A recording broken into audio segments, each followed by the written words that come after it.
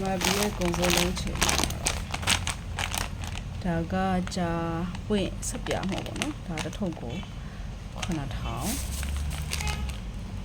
ဒါကြတော့အဖြစ်တစား variety ပေါ့နော်ဒီကောင်က800ပြီးရင်ဒီကစက်သွန်ကတပိတ်တာကို3000ဒါကတော့50တာပဲဒီမှာကဒါက2ကျော်30သားကို2500ချိုးဆိုင်တယ်မှာ3500ဝယ်ရအိုးဒါကတော့ပဲပြာတိုးဘူးပေါ့နော်တိုးဘူးတတုံးကိုဒီကောင်က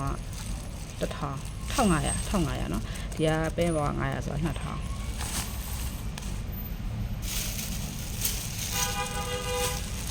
ဒီကမြန်မာဝယ်လာဒီကောင်ကတစုံကို1500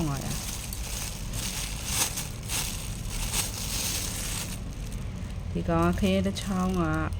1500ဆိုတော့အမှ3000ဖြစ်သွားနော်ကြည့်တာနော်ဒီဒီကောင်လေးကအမြစ်ပတ်ပါ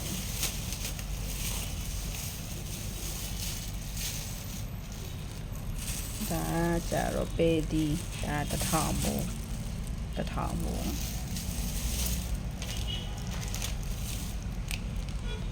ကာရှူရှဲဟုတ်လားဟုတ်တယ်ရှူရှဲလက်ဖက်ဒီကောင်3တော့900အဲ့လိုပဲချိန်နေရဒါဆိုလို့ရှိရင်အကုန်လုံးဘယ်လောက်ကြာမလဲဆို1000ကျော်2000ဝန်းကျင်လောက်ကဒီမှာငါးဝယ်လာတယ်ငါမစင်ရိုင်းတတိလေးလက်ညှိုးလောက်ကလေးတွေကိုဟိုပါလေ30သားကို3000နဲ့20သားဝယ်တာနည်းနည်းလေးပဲရတယ်အဲတနက်စာ